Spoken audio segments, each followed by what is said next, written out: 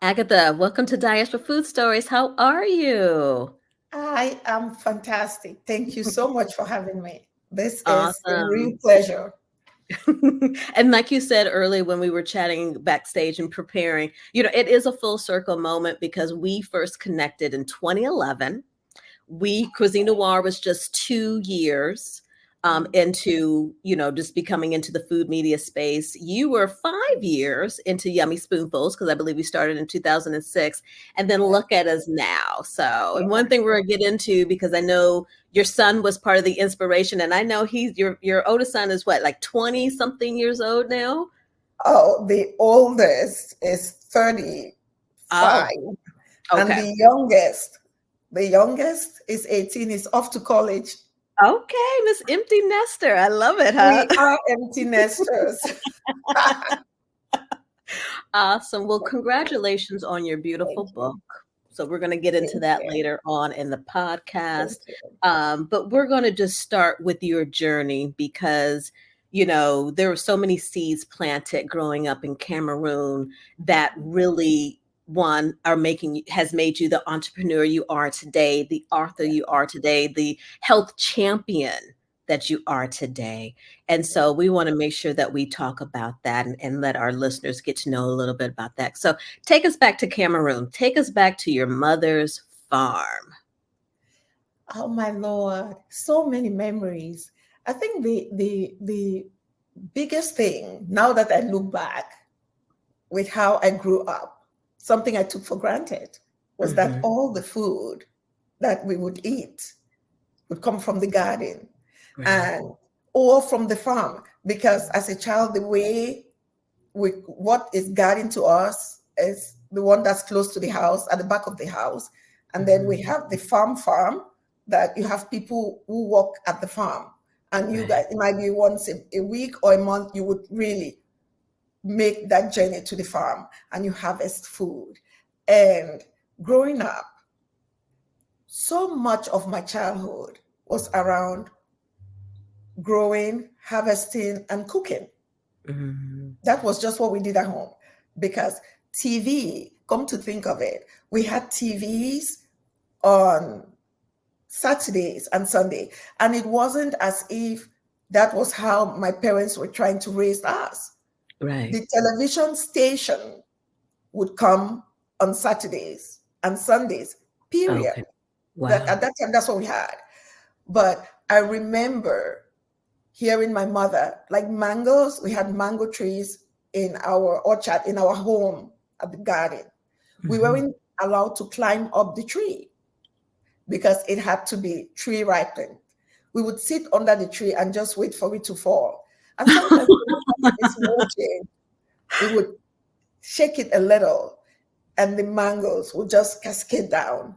Wow. That would be fruit for me. That would be dessert, that snack. Something like cake would happen on a birthday.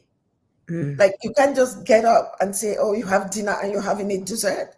That should Right. be papaya, pineapple, mango, guava, all this Mm. sour sop.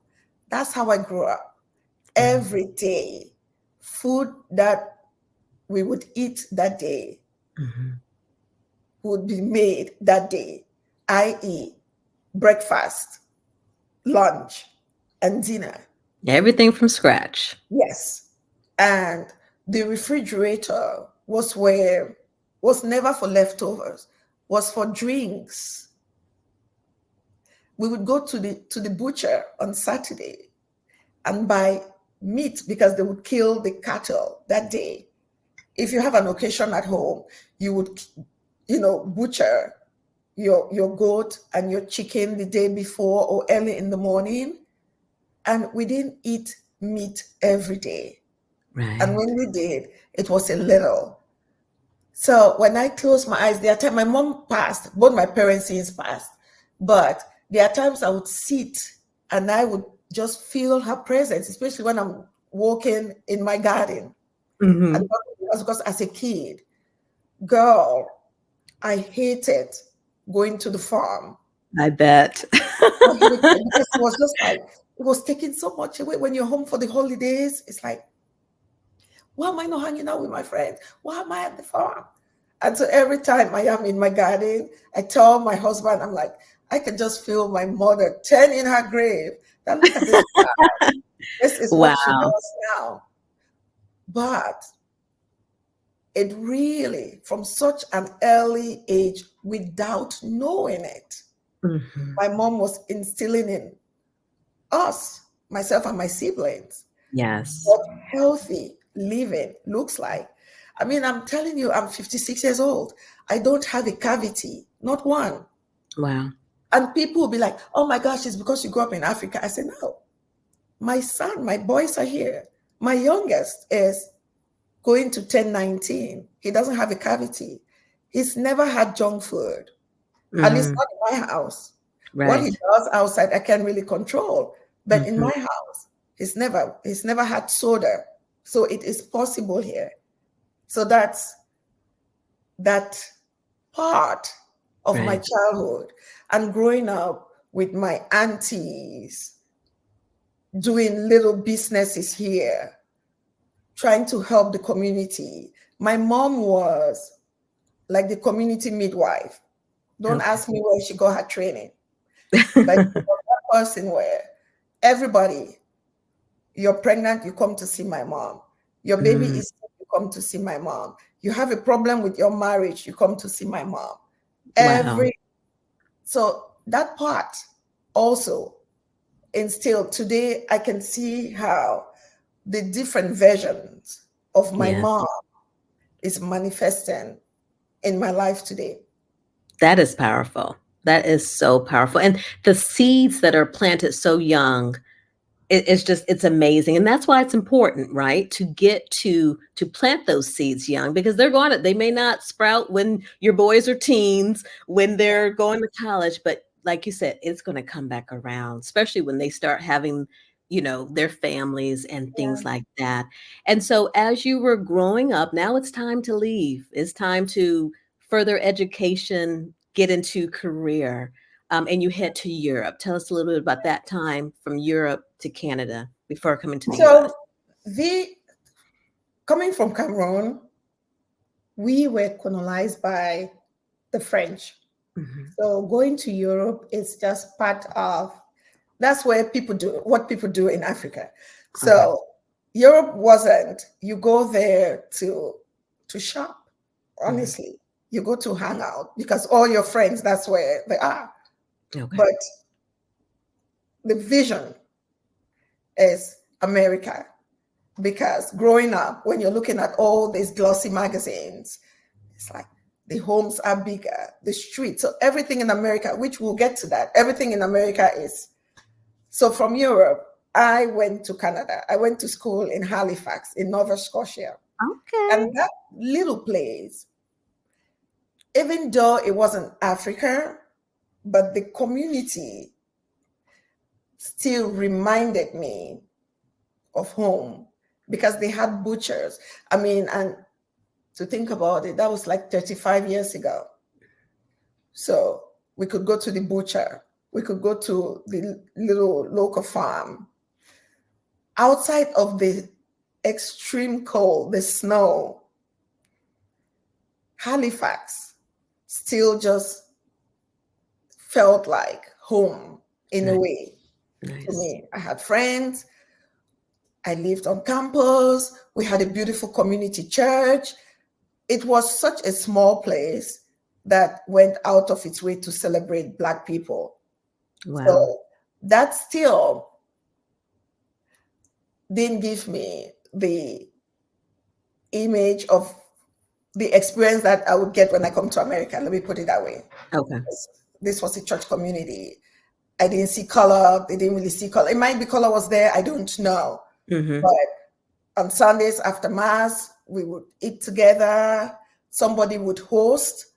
We had host parents that would always bring us in during the holidays that, of course, we cannot fly home and Right. things like that. So that was Halifax. That was Nova Scotia before Wow. America. Now, what were you studying? So what is the career vision goal as you're studying? So I would go back a little, back to Cameroon.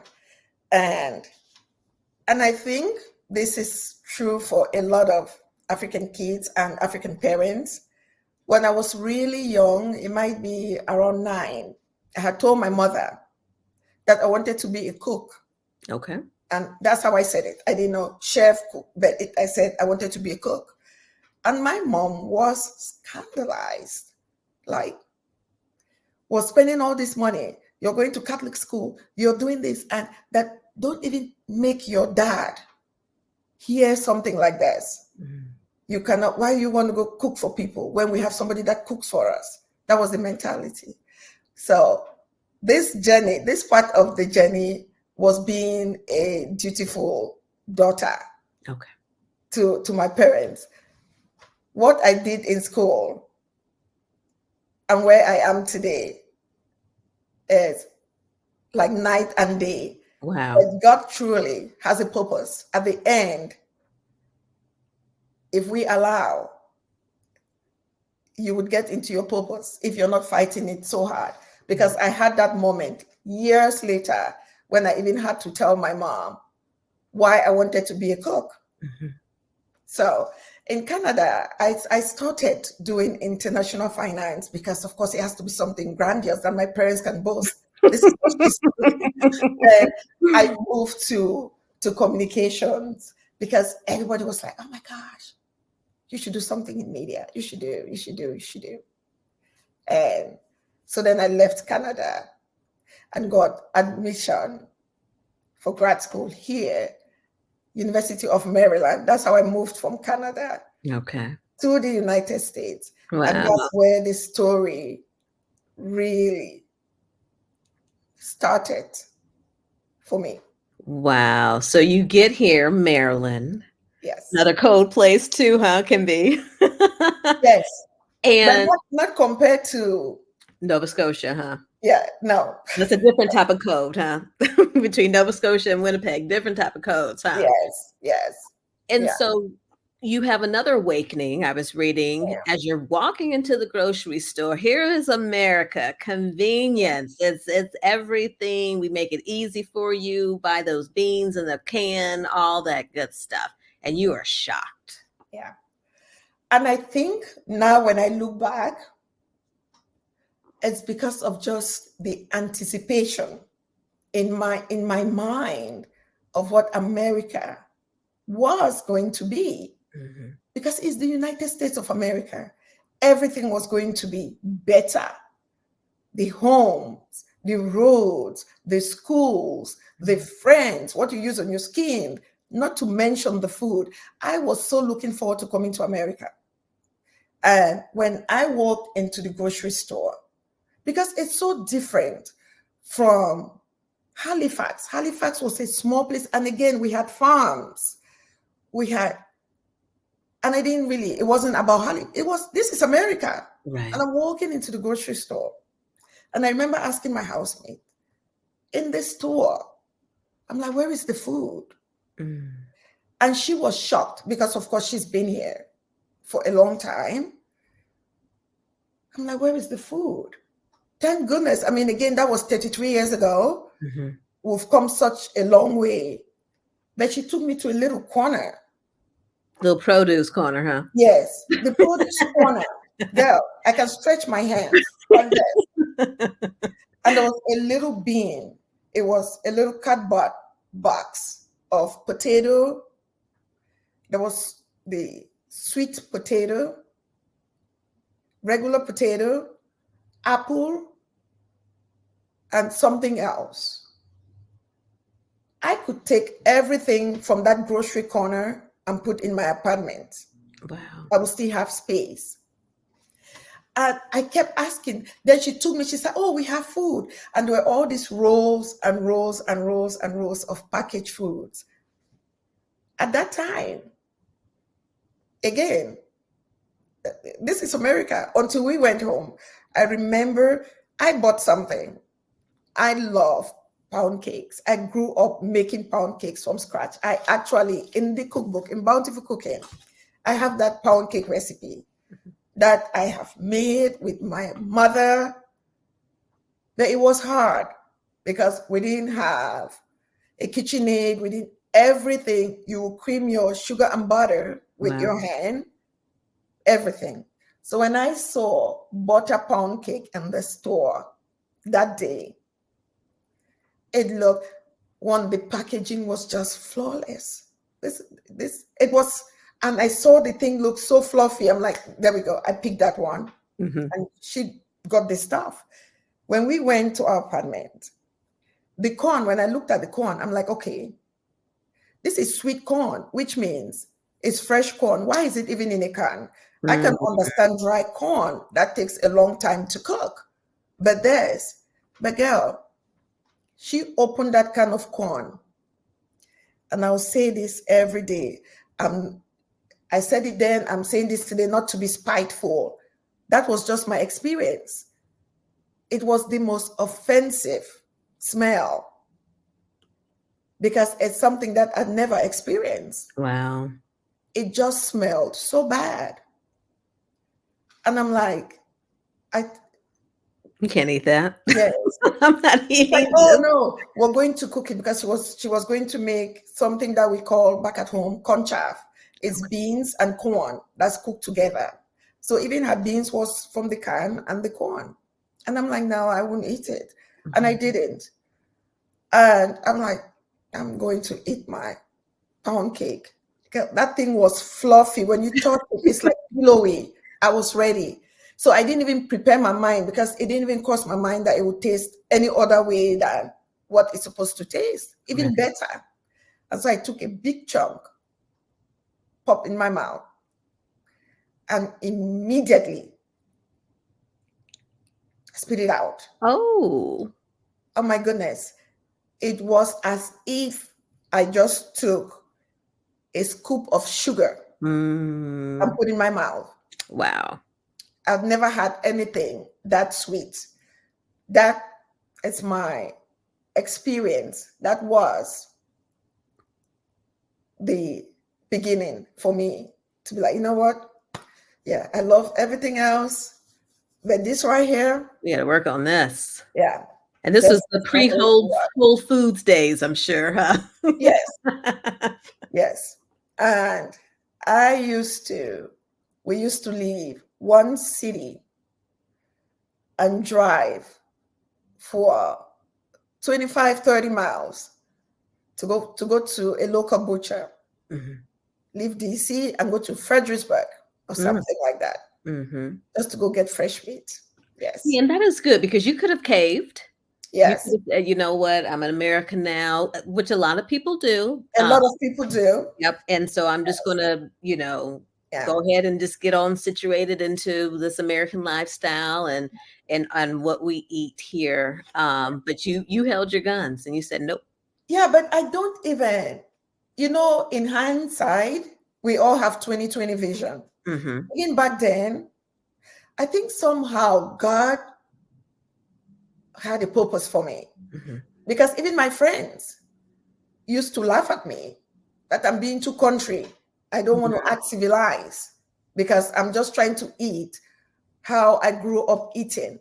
So at the very beginning, it wasn't really about, oh, I want to do something healthy. I just wanted to eat what I knew was good for me. But then people started coming with like, oh my gosh, what do you use on your skin? What do you do for your body to be this firm? What do you, when those questions started coming, I slowly started connecting the dots. And I'm like, oh,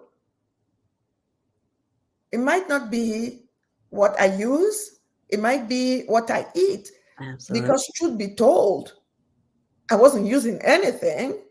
And that they would give me the money to use anything. It was, and that's how that part started. I'm like, oh, let me show you. You love chicken? But let's bake the chicken. Let's roast it. Let's not fry it. Right. Like those little things. And I started really learning more because people were coming to me. I would dig a little bit more. I started looking at research, and that's how this journey started.